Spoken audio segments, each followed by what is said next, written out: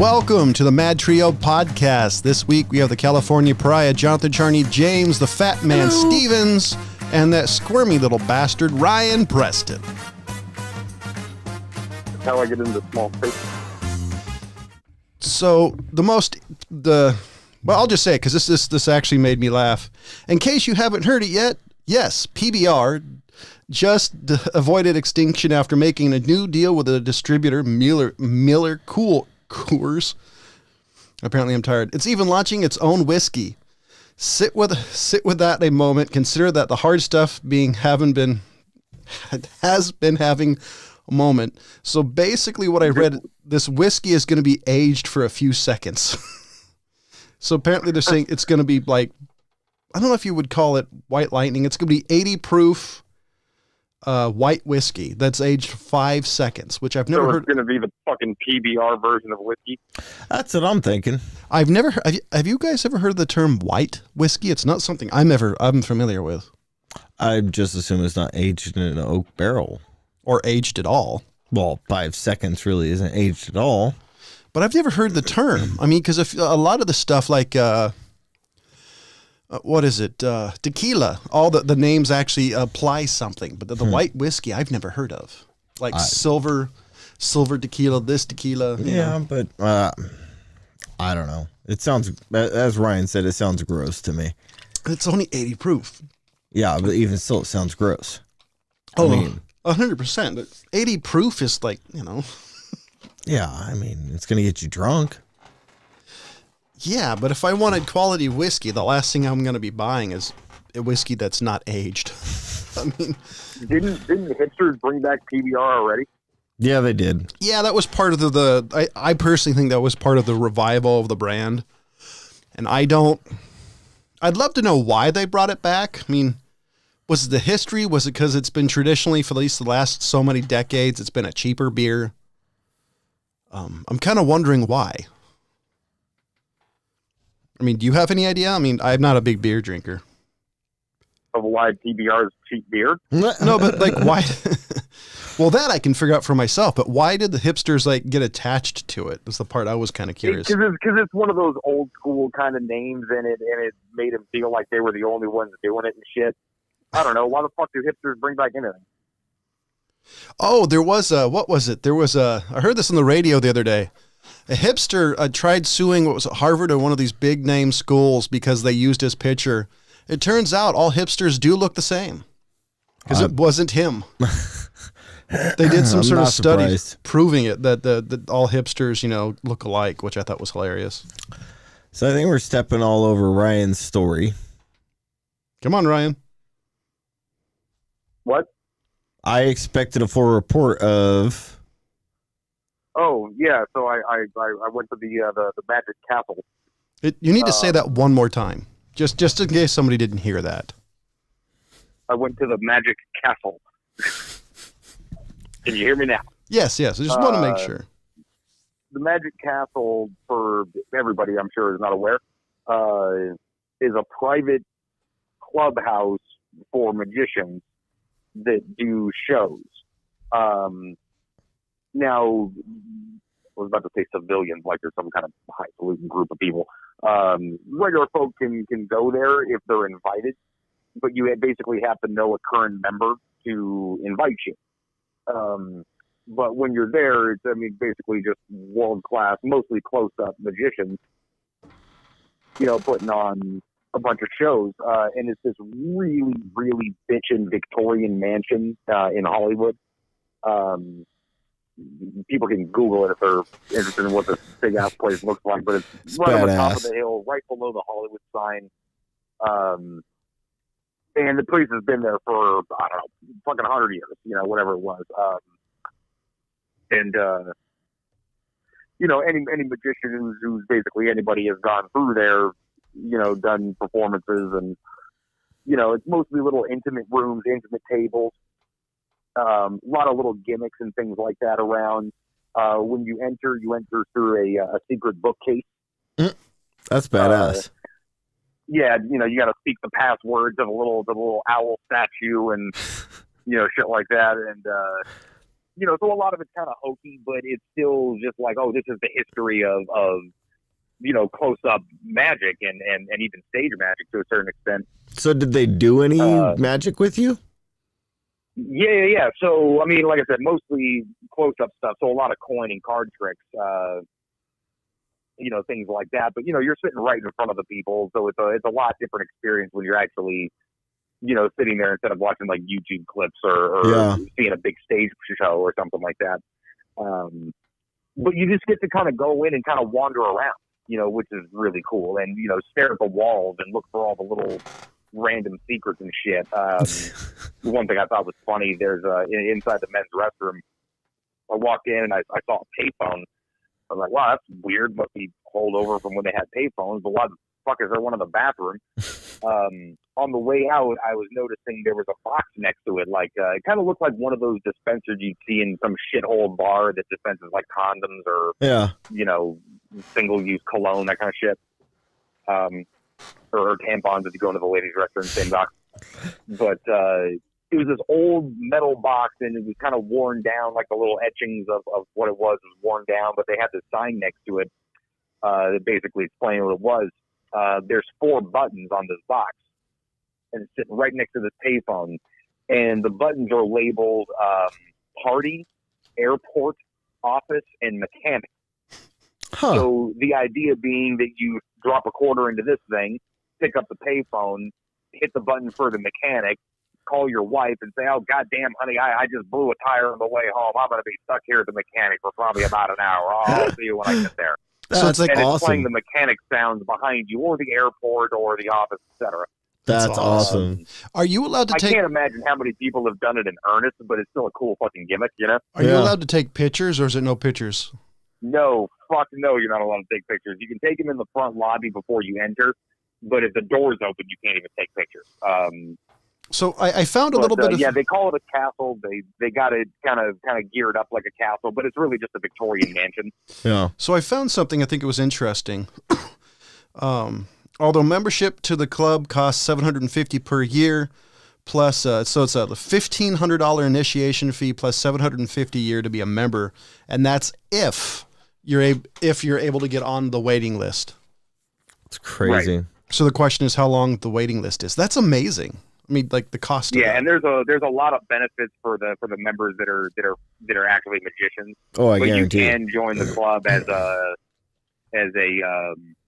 just like an associate, just a fan of magic, want to go there and hang out, basically, So if you type in Magic Castle on Google, and it comes up with their website. Well, there's a lot of pictures of it. My assumption is this is the actual Magic Castle. Yeah, the Magic Castle website actually does like a walkthrough tour, like a video walkthrough tour. It's like 5 minutes long. People are kind of interested in what it looks like at all. But I don't know. I've always been a fan of magic, especially close-up shit. I hate fucking big stage. Oh, me too. Because you can always, it's just all like, dude, you can tell there's a big false bottom to something, or hey, there's a lot of space underneath that table there. Yeah, I'm not a big fan of David Copperfield's magic. I mean, he did a lot of cool stuff. Yeah, really but... easy to pick out those things, but close-up fucking sleight-of-hand magic still blows my goddamn mind. Yeah, David Blaine is amazing on that. Yeah, no shit. And I mean, he's kind of worked himself into the area of stunts instead of magic tricks. His early shit was amazing. Penn Jillette said that going into a box and not eating for 30 days and getting thinner is not a magic trick. If he goes into the box and somehow gets fatter, that's a fucking magic trick. I agree. Yeah, I haven't considered David Blaine a magician in years. I mean, he probably can do all of it, but like you guys said, old school stuff where he's doing sleight of hand right up close on top of people, just amazing to watch. But when he started doing unbelievable. When he started doing the ice box, like freezing his ass off, and as Ryan said, the one where he's like not eating and shit, that stuff, like, I have no interest in that. What? Yes, it's a plane. Is that here? Tough. Yeah. Whoa. Anyways, it'll go. But yeah, I really am not a big fan of like Chris Angel that kind of shit. So Yeah, did you same go? here. Did you go by yourself, or did you go with your significant other? No, so I made a funeral arrangements for a guy whose friend was a member. The guy himself was a magician as well. I won't say his name, but yeah, his friend was making the arrangements and funeral director for those of you who don't know. Fun fucking job, but so making arrangements with this dude, and get to the part where I'm asking him, info that goes on like a death certificate and shit. Oh, what kind of work does he do? And oh, he's a magician. I'm like, oh no shit, I fucking love magic. That's awesome. I say all this without a lot less cussing and about an octave higher. So I love magic. Oh, no kidding. Yeah, a lot of that. Certainly. Yeah. We're talking and whatnot, and then we get done with the things, and at the end, he was like, oh, if you ever want to... And he was real stoic the whole time. Like, and obviously, he's fucking making funeral arrangements. He was pretty somber. But at the end, he was all, yeah, if you want, I can go to the, I can get you into the Magic Castle. And I was like, oh man, don't play with my emotions. That's not cool. Because it's something I've heard about for fucking ever, and I've always known that you need to know somebody to get in there. Yeah. And it's not even like, oh, this is where you're going to see the best magic in the world. I mean, you very good chance you could. But just I like the exclusive sort of behind the scenes nature of it all. It's I guess the best way to describe the Magic Castle for some people, it's like being a member of Disney's Club 33, but yeah, more. it's just you dress up. There's a strict dress code. It's shirts, ties, and coats, and the ladies are all wearing evening dresses and things, and so it's kind of a cool excuse to get all dolled up and roll out and see a private show, and there's Ryan's a dinner. wearing a strapless number. No garter belt. So Daring Journal. So how long were you there for? How long? The doors open at 5, and the main show was supposed to be at 10. I really fucking wanted to get there at 5, but a couple of us couldn't get off of work in time. So we ended up out there about 6:30. The dinner was at 8. So from about 6:30 to 8, we kind of just wandered, caught a couple of shows. The guys in the basements were a little more kind of improv, a little more not the most polished stage show or things like that people might be used to. Now, were there any good tricks nonetheless? Were there any sections of it that were like, yo, you have to be a member to be in here, or was it completely open to you as a guest? I really didn't. If I had more time to kind of wander, I was trying to hit stuff just to get like the full experience as quick as possible. Because after dinner was going to be the main show, and I didn't know how late they were going to be open and all these things. So I'm trying to crank through all this stuff. And as I'm leaving, I'm basically thinking I just want to go back and, kind of have some conversations with some people. And what I realized was the amount of people that are famous magicians that have like that great patter and the polished sort of stage show, and the audience and everybody is getting this amazing show. Those people are so fucking few and far between. Yeah. Regular magicians are basically carnies. So they're a strange fucking lot of people. But there are people who have dedicated way longer than you would think it's necessary or worth it to do some simple card draw. See, that I'm not. So I kind of respect it, Well, that I'm not surprised by. The only reason I say that as a guy who's done a lot of camera work is it's like if you look at Guy Fieri when he does his dine-in drivers and dines or whatever the fuck it's called, like coming across like he does, even if you don't like it, is really hard to do on camera because most people aren't naturally that animated. So I can even I can imagine how much polish and time it takes to do it like Penn and Teller. If you look at them, even if you don't like it, they come across amazing on camera. I couldn't imagine how badass they are in person when you actually get to see them do their shtick. Are freaks, and they own the being a freak part. But think about the person who locks himself in his room from 12 years old to like 22 years old, learning 100 card tricks.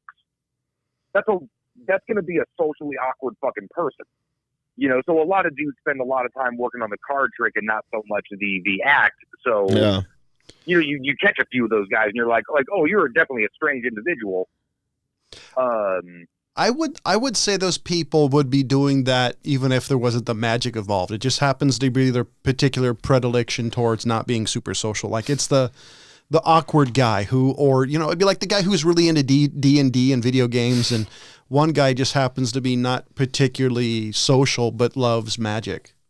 I think it's more towards that. Yeah, right. Yeah, and that's the thing is that I kind of just like the art form. So I want to talk to those people. You know what I mean? I want to meet them and be like dude, how the hell did you get into this? You know, show me some shit. Like, that's cool. But yeah, they're. Yeah, I mean, if they did have that sort of commanding performance going on, they'd probably be doing, you know, a lot of YouTube stuff, and the big stage show they do at the end is definitely more performance driven. But I want to just find that guy who literally doesn't talk to anybody, because those are the guys who have this skill that just is insane. You know, I wonder how hard it is to do magic. I mean, besides the trick.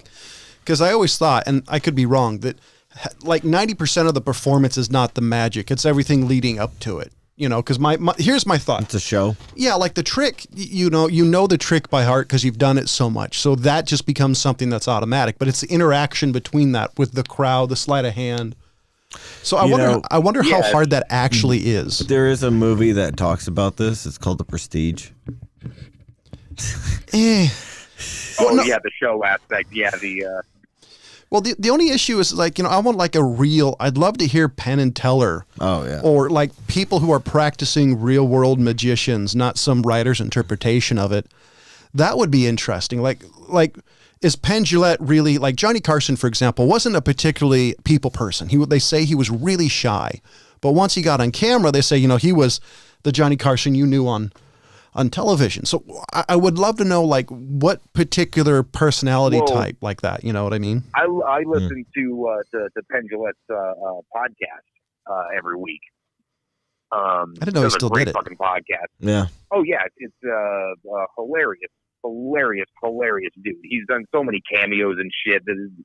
He's just he's like fucking Forrest Gump.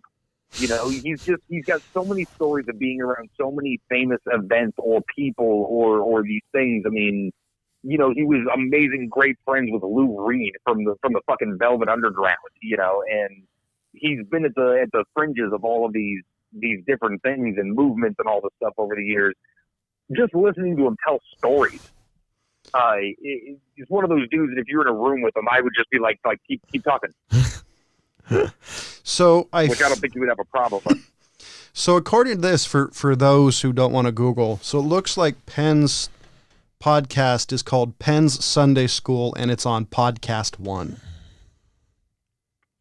Right. Yeah. I gotta say, Penn Jillette just seems like an eccentric, eclectic type of person. But I have a feeling that's the type of person who gets towards. And not even just magic, like anybody who's just, excuse me, just a big geek about something in general. Whether you're talking about like for example, like hardcore car mechanics, people who are super into cars, they have that thing about them that it's a little awkward, but you can see the passion. I have a feeling like magicians are the same way, but I have a feeling it's a little bit more so. The thing is I respect it because I've never cared about anything in my life that much. You know, so seeing somebody who's just like, no, look, I care about this one underhanded deal so much that I'm going to dedicate 2 years of my life to perfecting it. I think it's Jiro dreams of sushi. It's this guy who just liked making sushi so much he did it for 80 years and now he's the best in the world. Except for he's dead now because he started, you know, older than 80 years, right? And that's a long ass for anybody to be alive. I think for me, the only thing that I remotely have done like that to that much passion is probably, and I would not even remotely close, but just my love for like animation. in anime. Like, for example, I'll talk to people and say, oh yeah, if you take a look at like The Lost Unicorn, it's a very 70s style, even though it was made in the 80s. And well, the animation style is very unique in a lot of ways. Even for the 80s, that's a very unique style. And so if you start rattling off what's unique about it, most people, look like a monkey doing a math problem. They're just kind of confused. So I can see that. Or, I don't know, you can pick a cartoon. I'm just a giant fan of animation in general. And I can break things down just by the amount I've seen. Well, I'm a huge fan of art, of pretty much any art you can think of. Wait, hold on. Just classify art to you. Now you talk about art or art form, like wrestling is technically an art. Or you talk about painting? That's what I'm saying. Yeah, look, I can respect just about any art. The amount of shit that I've seen, and I'll even throw like sporting things into this too. My grandfather used to watch like ESPN2 all the time. Which every now and again they do kind of like that wide world of sports sort of thing where they throw on just some random ass shit. I got so into fucking competitive cup stacking. Me and my grandfather sitting there, edge of our fucking seats, dude. Like this little fucking 9-year-old is about to break the world record, and we're gonna do a goddamn backflip.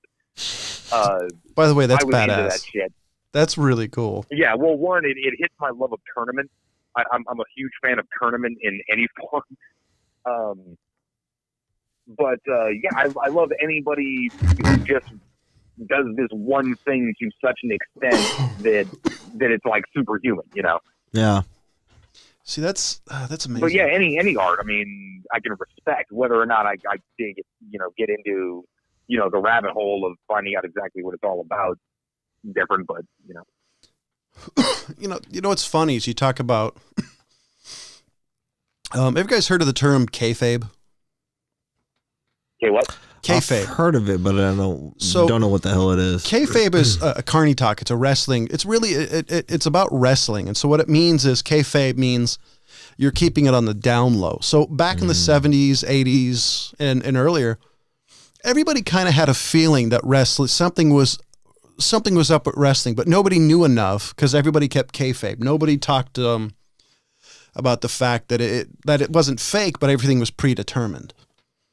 And so I'm the one thing I have to say with magic that I totally respect is nobody breaks the illusion. Nobody breaks kayfabe. Like if you look at like Penn and Teller, who've made a career out of spoiling tricks, if you watch what they do, they're not technically spoiling the trick. No, they're using an older trick that's everybody knows in the process of doing another trick. Yeah. And so that's the one thing I really respect about it is nobody's breaking the art form because everybody loves the art versus wrestling. Everybody knows they are not allowed in the there's like a British fucking elite magic club that they're not allowed in because they keep giving away tricks. Jeez. Well, here's the thing is a lot of the times for me when I found out how a trick was done, it made me love it even more. Yeah. One, because it might be the simplest fucking thing in the world, and it's just your brain's ability to fool you by creating another narrative. Or it's some amazing, sleight of hand trick where I'm like, dude, that must take an incredible amount of skill to pull off, Well, here's the only close thing I can really talk about this is wrestling. Is what an Irish whip is in wrestling? Or like a moonsault? Yeah, I think so. I probably know the move. I used to watch a lot of wrestling back in the day. So a moonsault is like a backflip. Now imagine everybody does a backflip, no matter what. It's always in a match. You always see it. Eventually you get tired of it. And so I could you still enjoy a magic trick if it was like that, proverbial moonsault in wrestling? If it was something everybody did, everybody knew how to do it, it wasn't a secret. It was on my other building over there. Oh, hey, here you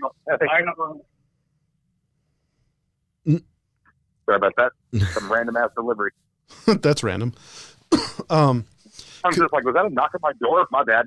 Breaking the fucking podcast fourth wall here. Nah, it's okay. So could you? Nobody cares. Could you still do that? Could you be okay with a trick that you know all the ins and outs of? Would you still be amazed if it was, like that proverbial moonsault? Yeah, because, wrestling, yes, the matches are predetermined and all that, but there's no fucking way you can't call those people athletes or amazing showmen, and et cetera, whether or not you're into wrestling or into the stories or what have you.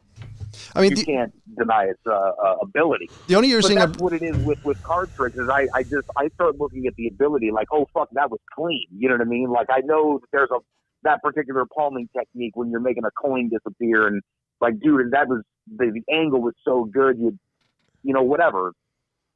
Yeah. See, that's why I compared it to wrestling, because it's still a skill. I think for Magic, and this is a guess, I think it's more about dexterity and ability, right, to sleight of hand ability than like wrestling, which is, physical ability. Yeah.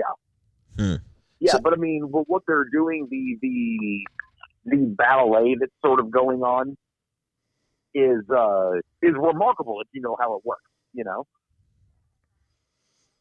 I kind of like that comparison, though. I mean, the ballet, that it's a dance. I like that. I actually think that's a really good comparison. I mean, it's apples to oranges, but I like that, comparing the presentation of Magic to that. But it's also jazz. You know what I mean? Like wrestling. I mean, it's this improv where we're playing Kind of Blue. But we're gonna do my version of Kind of Blue here. Now we all know the usual chord changes and the modulations and those things, but we're gonna get the fuck down. So you can have this shorthand with your opponents, and some more than others, and some actually don't like each other, and so shit goes off the rails. But what happens when everyone's juiced? But there's still this like band playing together aspect to it that's really cool, Yeah. No, totally. I'd say I like Magic. I'm not a giant fan of it, mainly because of some of the aforementioned people like Chris Angel and the other guy. It's like, right, Blaine. To me, I have a hard time calling that Magic, because half the time you can see what the fuck's happening with Chris Angel, because the cameraman's in the wrong spot, and the smoke clears enough where you get to see the track, or it just, or like if you take a look, David Copperfield, I love not his big shit, because that always, as a kid it was cool. As an adult it's like, okay, it's with mirrors and I get it. But as slight as a dub act, it's the fucking tip. You what? His dub act just produces like 25 fucking dubs out of nowhere. Oh yeah. Fucking amazing. But there's a story of David Copperfield getting robbed, and it's like, so the guy sticks him up, and I think he was with two women, if I remember the story right. They both get their stuff stolen, but he's like, wallet? Whew, what wallet? I mean, the sleight of hand it takes, even in such an emergency. That's amazing to me. The fact that he can just do something automatically and he palms his wallet. Yeah, he'd be a great thief. Yeah, well, what I kind of alluded to before is almost really my main reason for getting into Magic, because most people aren't into fucking Magic. 10-year-olds are into Magic. But I've seen, everyone can see a trick. Some magician will come up to him and do something that just blows somebody's mind. I was that person who couldn't let it go. I was like, no, how the fuck did that happen? And when I found out that a lot of the techniques is sleight of hand mixing with what your expectations are, your brain just wanting to fool you.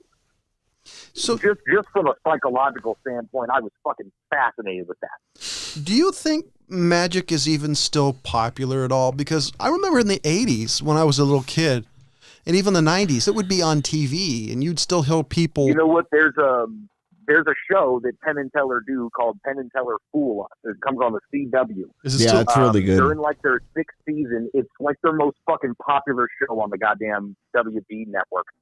Well, since the Arrow's getting canceled. That's the thing is, I mean, something like this, it's literally a bunch of magicians go on in front of Penn and Teller and a big studio audience, and they try to fool them with a trick. Yeah.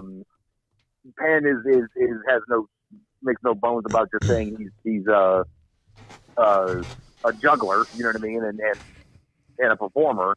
But Teller is like a encyclopedia of fucking magic. Yeah, he's a hard ass too. So between the two of them, they sit there and kind of judge the act, and they allude to certain things. They're not trying to give their trick away, but they'll kind of drop a couple of hints like, hey, there was this guy back in the day, and I think you might have known him, and they'll give some name of some magician who invented that trick, you know? So I've seen if one were so inclined, they can actually go and look up those things, you know, or if not, just be amazed by the trick, you know? So I've seen a couple of clips, and my favorite clip, this guy had some sort of like whiteboard that was some sort of special whiteboard, and Penn Jillette, it was probably the coldest thing I've ever seen, and Penn Jillette said, "You don't want me to touch that, do you?" And the guy's like, no. It's like, I thought that's what was happening. Yeah. Totally ruined the guy's trick just by stating something. He does that all the time, though. Yeah. So I like Penn and Teller. He literally will call them out on things like that. Like I've seen him do it to a few card people, and he's like, do I need to touch that deck? And I've heard people be like, there's nothing wrong with the deck. There's nothing wrong with the deck. And he'll just like take the deck and he'll point out marked cards or just a bunch of different shit. Why would you do that to him? Say like, hey, would you mind if I held that deck? And they'll be like, what deck? I don't know what you're talking about. And they'll obviously just know, like, no, you got it. You know what's going on here. Like, yeah. Why? But the people who go on that show are aware that that's the game. You know what I mean? Yeah. And some people go on. Actually, some people who've gotten very famous from that show, go on there knowing that they're not going to fool them, but they want to sort of portray. They want to get their act on TV. Yeah. You know, so there's that element also. I do want to know who's the jabroni that goes up and expects that Penn doesn't have an idea what's up. I think that's funny because Penn, he's been a professional magician for at least 30 years. Yeah. So he knows everything's a work one way or another. So I just think it amusing that some guys like, oh no, this isn't a marked deck, and Penn's like, really, dude? You know, I just find that amusing. No, there's there's some people who get a little cocky. Oh yeah. You know, when they go on there thinking they're gonna fool them, and they're a little disappointed. But you know, look up. They're really like a couple of the best magicians working. That's the only reason why I ever want to go to Vegas again, just to see their act, because it was even like Siegfried and Roy. It was a show that I always wanted to see just because it was kind of neat. But You were just rooting for the tiger. That's the reason I like bull riding. I'm always yelling for the bull. Which, by the way, they don't like it when you go for the bull and when you're in an event and go Daddy's killer, get up. You know, they don't really like it when you want to gore. You know, there was a fucking show. I can't even remember what network it was on. It's probably History Channel. And I really wish they would bring it back. James probably watched it. Remember when they had jousting? Oh, yes. Yeah. Like straight up real ass fucking jousting with these assholes on horses in armor. Yeah. And fucking lances. Yeah, that was a great show. They roasted each other hard. Oh, dude. I think they stopped it because too many people got fucking injured. I thought they probably did. Was it Full Metal Jousting? Yep. Yep, that was the one. That's funny because that's actually how I think Henry VIII ended up, getting really dying, injured. Yeah. Was that? Yeah. Yeah, that shit was brutal. Is it? There's something. What was it? There's something I heard of recently, and I don't know how much is true. There's some sort of medieval competition show back on, and if I remember correctly, it was supposed to be an ex-professional wrestler. I don't know. Yeah, I know they were talking about doing They're that. bringing back all kinds of stuff. This is a really nutty age for TV, man. So I used to be able to keep up with television. Dude, even in full armor, I mean, a morning star, a flail, or a two-handed sword is really going to hurt.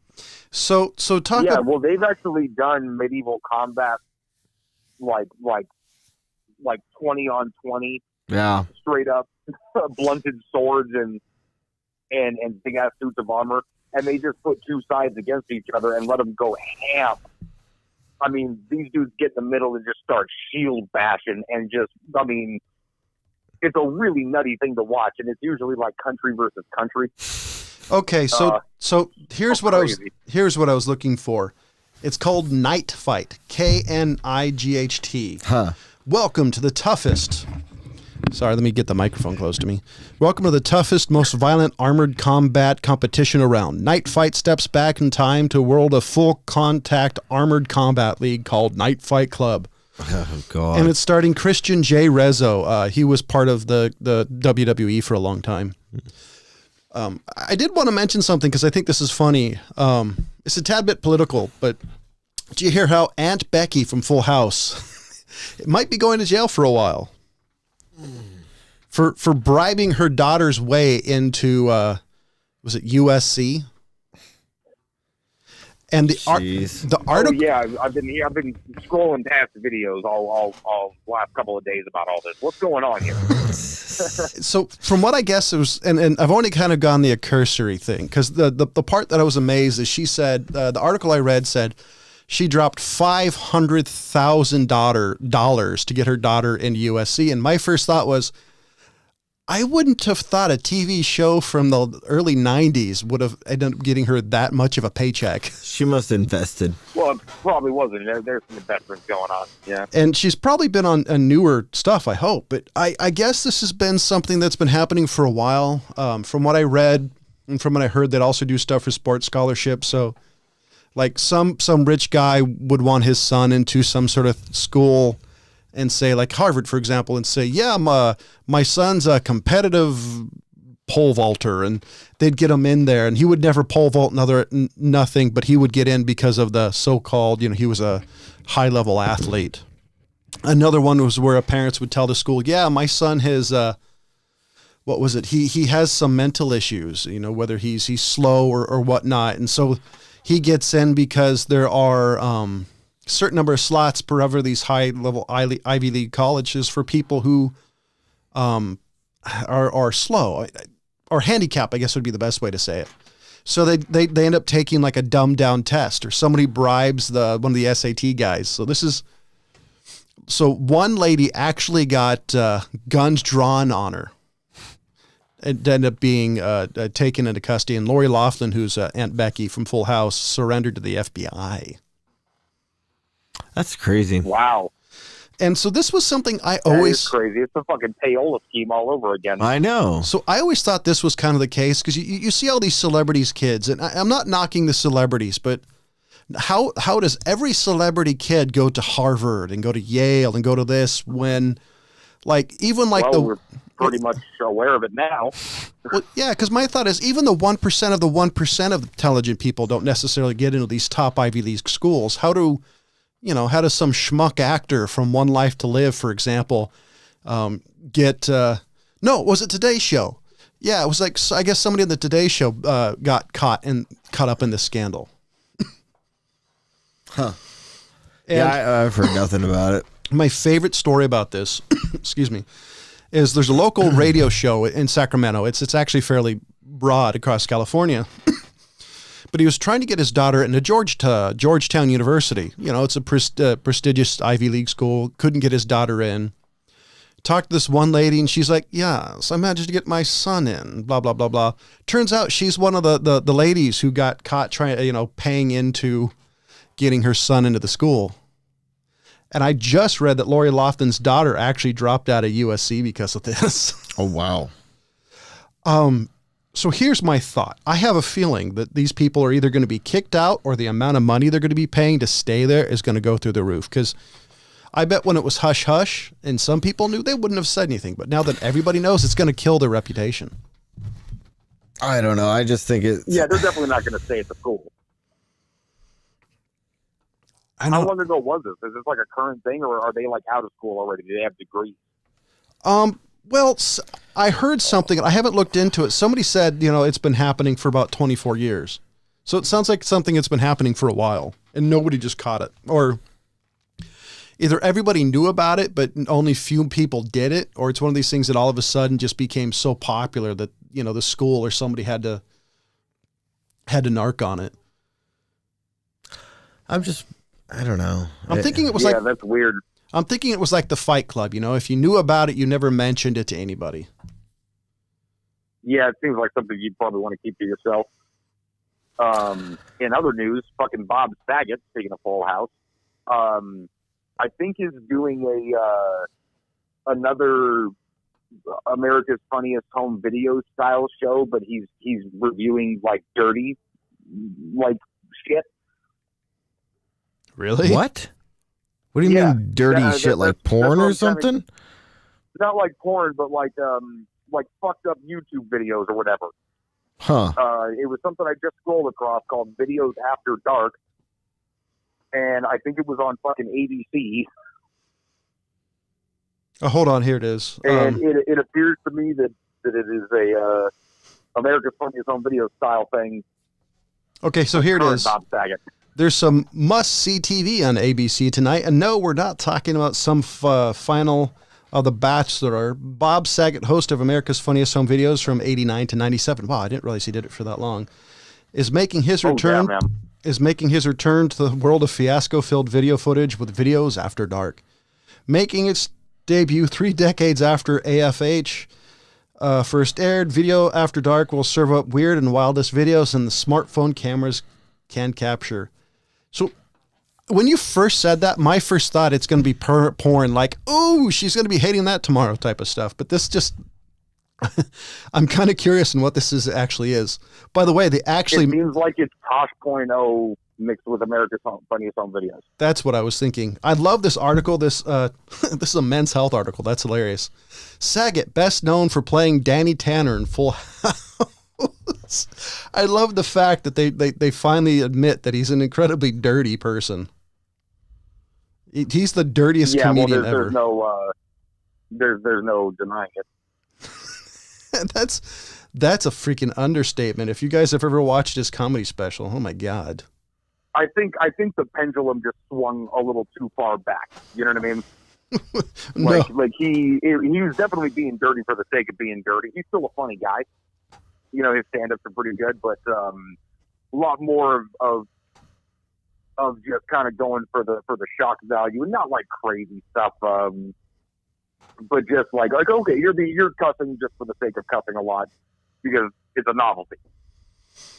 Yeah, I could see that. I mean, although he just put out a new one that I haven't seen, so I don't know if he's done more substance and jokes. I mean, I always blamed America's Funniest Home Videos for Jackass, so I could totally see that. Because nobody. I think you're right. Yeah, that might have been kind of concurrent. I mean, if you look at Jackass, especially, like always getting hit in the balls, for a while there in America's Funniest Home Videos, that was almost every episode. There was somebody getting hit in the nuts, and everybody was laughing. And as a kid, I'm thinking, no, there's nothing funny about that. But football in the groin has a football in the groin. There's nothing funny about that. It's like, let me hit you in the boob. That'll make you cry. Because it sure made that dude. I don't think that's a 1-to-1 comparison.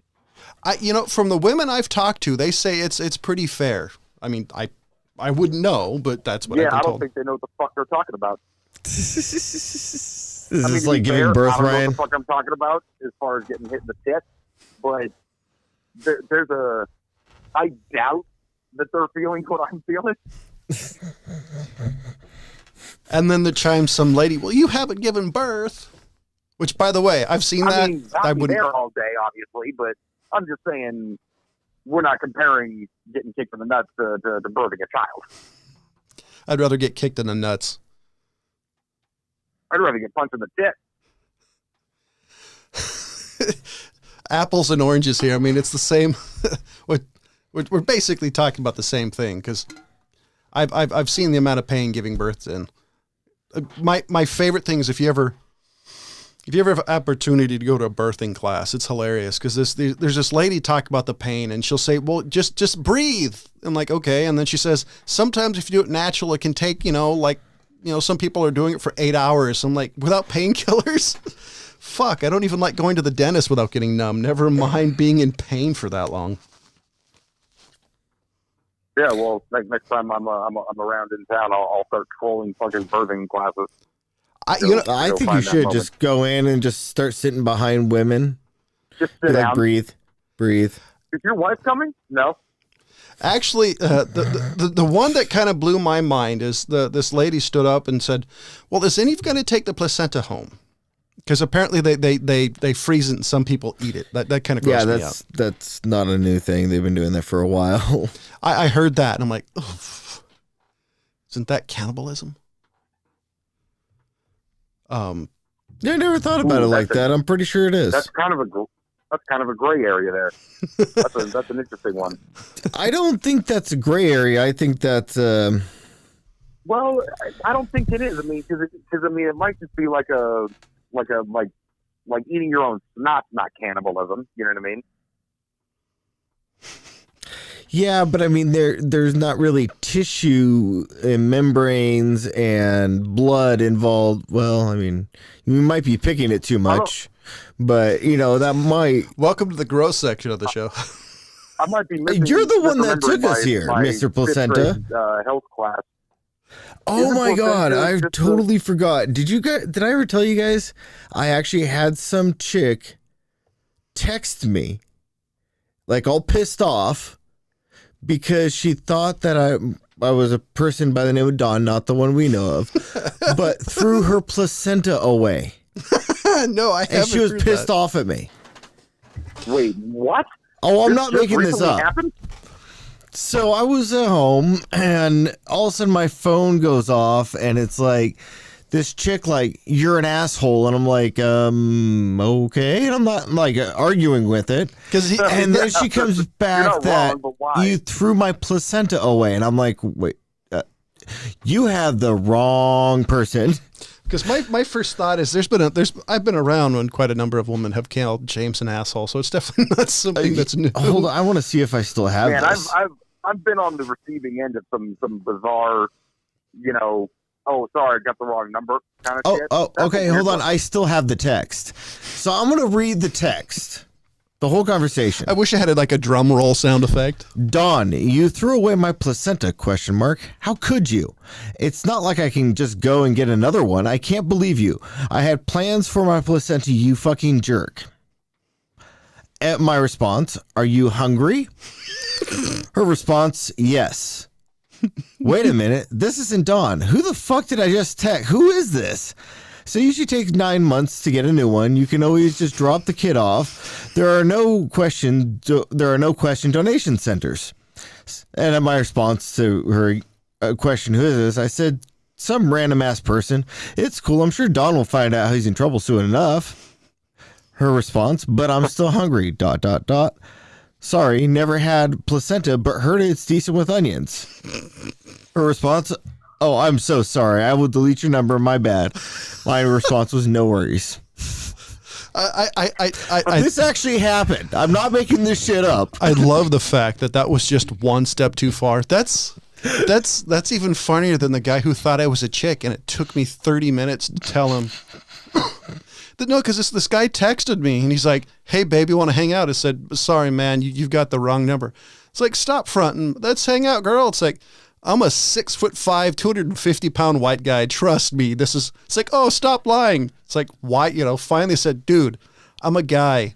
You want to meet me? Let's go meet. It's like, no, it's all good, man. I'm sorry. It's like, shit. Oh, no. I've had placenta conversations with some random ass person. That beats any sort of random text I've ever gotten. I know. I'm pretty sure she was sober too, so it's not even can't be counted as a drunk text. Yeah, this isn't Dawn, but I'm really sorry about your placenta. That's pretty much my whole response. And then I gave her some cooking tips. Yeah, I didn't tell her exactly how to cook the placenta, but you know what the part is I really want to know is you should text her back. So this is the guy you talked to a while ago. What happened with Dawn? It's like, now I want the back. I'm so real curious how that placenta thing worked out. Yeah. So I should have. I just didn't want to embarrass her further because that's pretty fucking. I never told you guys this? No. Oh, wow. No. Because part of my thought was, did she eat them with like fava beans? I mean, I very well could have. Because I really want to know the rest of the story. Yeah, I just. That's I can't believe I didn't tell you guys this. Yeah, I feel like you need to follow up. Yeah. So, put this in the no shit department. Rather inciting people to anger or violence, research has found that loud and chaotic music, such as metal and punk, is a healthy way of processing anger. So, to all the people when I was younger who told me that I should turn off metal music because it makes you angry, fuck you. Yeah, if you'd have listened to Perry Como, you'd have killed somebody by now.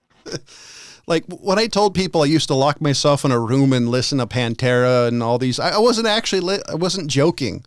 I was kind of jealous of some of these guys in the Middle East who they were torturing by listening to Pantera. It's like, cool, I like that album. That sounds fun. I don't sleep as it is. And I'm deafer than shit, so it's not like I would hear it half the time anyways. You know, I also, I think we've said this before on the show a few times, but I think the violent video games really, you know, keeps the sociopaths at bay. I just saw another headline, and I didn't read it because I've heard that I've seen it before. A new one, another research found out that violent video games don't incite people to riot, stuff like that. I kind of wish it, you know, it's kind of like the same argument with, it is, but it isn't. This is a stretch about how, you know, guns don't kill people, people kill people. And yeah, you know, but I mean, taking a video game and just starting to do random shit to NPCs really, I'm sure, helps a lot of sociopaths. Like you, for example. I've seen you do some incredible... I am the nicest person in a video game. If they did what I told them to do, they wouldn't have issues. Yeah, but it's what you do. Bethesda has done a great service to, you know, the FBI serial killer chasing bureau. I mean, seriously, they have saved the lives of countless people by having NPCs that you can just torture to hell. And I argue with me here. You know it does. I've always knew you were a sociopath, but now I didn't realize I had evidence of it. There's no videotapes of me doing stuff. Talking to a friend of mine the other day, and about this old video game. I want to say it was like OG Xbox, and I can't remember the fucking name of it, but if I remember correctly, like you've just gotten out of prison or you're in a prison and there's like a bunch of psychopaths that escape and they're all trying to kill you, and you basically start taking out all the bad guys, etc. But with like the most brutal, like baseball bat to the dome kind of shit that I've ever seen. God damn it, I can't remember the name of this game. It was one of the most twisted games I've ever played in my life. Huh. PC or console? No, it's OG. It was console. I'm pretty sure it was first Xbox. But this thing was absolutely insanely brutal. I mean, you're like sawing people's heads off with garrote wire and shit. Oh, jeez. It was really, really ridiculous. It wasn't one of the Hitman games, was it? No, I don't think so. It's going to fucking bug me until I think of it. Well, let me know. Now I'm curious on what the game was. Me too.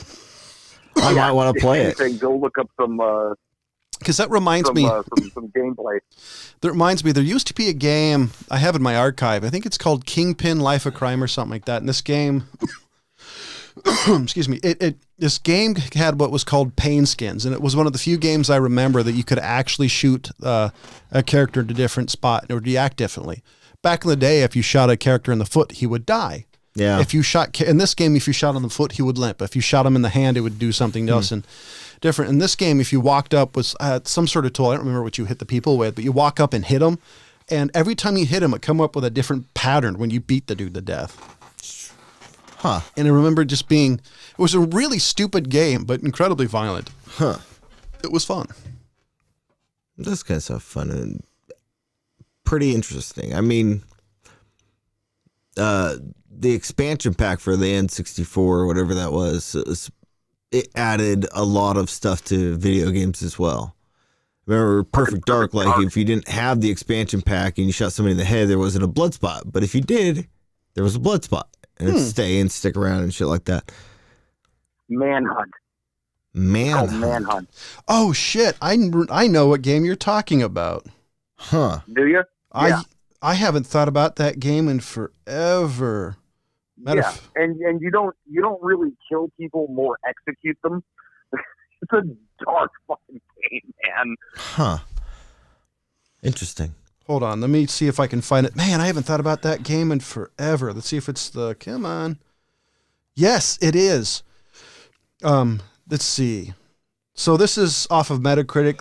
The year's darkest and most terrifying video game experience has arrived, courtesy of Rockstar and the makers of the controversial Grand Theft Auto series. Fucking Rockstar. Walk in the shoes of James Earl Cash, a man sentenced to death only to find himself given to an unexpected and sinister reprieve, forced to fight and outwit hordes of bloodthirsty gang members vying for his head on a platter, all orchestrated for the pleasure and profit of the voice unseen. Huh. I always wanted to play this game. I remember always wanting to buy it, but never having enough money at the time to get it. Yeah, I had a friend that had it.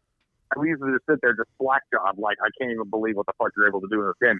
That's awesome. But people who think that GTA is too far never watch their kids play that shit. Honestly, I think the only reason half the people I know who complain about Grand Theft Auto is because some of the adult part of it, like the hookers and the nude bars. I think if they got rid of that, I don't think most people would have a problem with it, considering comparing what you can do in video games nowadays. Yeah. It's really... Who else am I supposed to run over but hookers? That's really unfair. Do they, I don't know, a president, person walking in the middle I of the remember road? going over to hang out at Ryan's house, and he's like, oh, I just have... he had his GTA up, and he's just like, oh, I'm just sitting on this thing just shooting the heads off of hookers. I'm like, oh, okay. Here, let me play. Yeah, that was Vice City, if I remember right. Oh, yeah. Yeah, I think it was. But yeah, he's just like, the I'm heads just... would pop off like fucking Barbie dolls. It was really weird. It was a really weird animation. Well, that reminds me of Hitman. On Hitman for the original Xbox had a cheat code that turned the bullets into nail guns. So if you if you did it right, you could nail bodies to ceilings. So there's this one level in the house looks like the White House. I found every person. I literally killed everybody in the entire level, dragged them to the house, and nailed them to the ceiling. And the funniest part is when if you shot, I forgot what you shot at, but you shot with something, and you could physically see the bodies move with the blast. And I just remember cracking up. Like and that scene from Jeepers Creepers. Yeah, and it was one of these self-realization moments that's like, man, I would love to see somebody walk in on me as I'm doing this, just because seeing the reaction to this would be hilarious. Yeah, I've spent just anybody walking in on me in the wrong moment of me playing a video game. It's like, what the fuck is wrong with you? So what would be be more questioning you? Your mom walking in on you doing that, or walking on and you yanking your crank? What would make her question you more? Well, one, I would have to assume that she's going to bleach her eyeballs after. Well, yes, but I mean, yeah. So what would make her question you more, though? You doing I don't think either would surprise her. He's got a point there. I mean, one would imagine yanking her. She's like, "Oh, okay," and turn around and walk away. So in the video game, she might stand there for a second, head turned to the side, like, "Really? The person's dead. How long are you going to keep stabbing them?" So she'll do like the until the knife breaks. So she'll do like the lopsu kind of head crank, going, fascinating. Yeah, kind of just like, okay. So I just saw a great meme. This Christmas season on the Hallmark Channel, Holiday in Handcuffs, and it's the Aunt Becky from Full House. Shit. So apparently Lori Loughlin has done stuff on the Hallmark Channel. That is hilarious. That's hilarious. I'm trying to think of the most screwed up thing I've done in a video game, and I haven't played video games in a couple of months because I just haven't had time. Done a lot of fucked up shit. Yeah, that's the problem. The thing with the bodies in Hitman was probably the funnest I've had, just because that was when cheat codes, even in serious games, they'd have ridiculous cheat codes. Yeah, I would have to. Yeah, I love the random ass weird cheat codes and just going all OP on everybody. I think the most fucked up thing I've ever done to an NPC in a video game is the Asian chick in Fallout that I just put on a continuous cycle of her death with one of the robots for her entire existence in the video game. No, that's not twisted. That's genius. But I mean, if we're looking for the most fucked up thing, she's a character that can't die, and nobody's going to attack my robot. Ever tell you about that, Ryan? Yeah. Mm-hmm. Yeah, I think if there was something that would be the most fucked up is the fact that she's going to be dying for an eternity just because of that. I think the most fucked up thing I ever did was I had sex with this character's father and killed his mother, and then went immediately to tell him about it. What game was that? That was Assassin's Creed Odyssey. That's hilarious. All right. As soon as I realized it was an option, I'm like, oh, this is twisted. I wish they had an achievement popped up and just called it sick something or other. No, I think I did have an achievement pop up for that one. But that's one reason I miss the 360. He was really pissed, for the record. That's one thing I miss about the 360, though. The 360 had glorious achievements just because of the level of snark in most of them. Yeah, I always loved the Fable ones. The one and my favorite one ever, still to this day, is in Red Dead Redemption, the original. Not Red Dead Revolver, mind you, but first Red Dead Redemption. I kidnapped this lady. I'm sorry for the ladies out there that it was a lady, but it was in the Old West. It was a different time. Okay. I kidnapped this lady. I tied her up and put her on the train track. Oh, yep. And the train came and hit her, and she exploded. And this achievement popped up that said "dastardly." Yeah, I always loved that one. I fucking hit the ground laughing on that one. Oh, that's hilarious. Yeah, I always loved. So great. I love the hidden achievements. Dastardly reference. Yeah, I remember one for Fable. I got the chicken kicker. Yeah. So the chicken kicker. Yeah. So, ladies and gentlemen, we are coming up to a close on this week's episode. If you've learned anything in this show, you've learned that I'm incredibly jealous of Ryan to get to go to a place that I've always wanted to see in person. You bastard. Next week is possibly something special. Really depends what happens. So watch this space or listen to this feed or whatever the hell. You'll find out when it happens, if it happens. For Jonathan Charney, James Stevens, and Ryan Preston, as always, thank you for listening. Goodbye.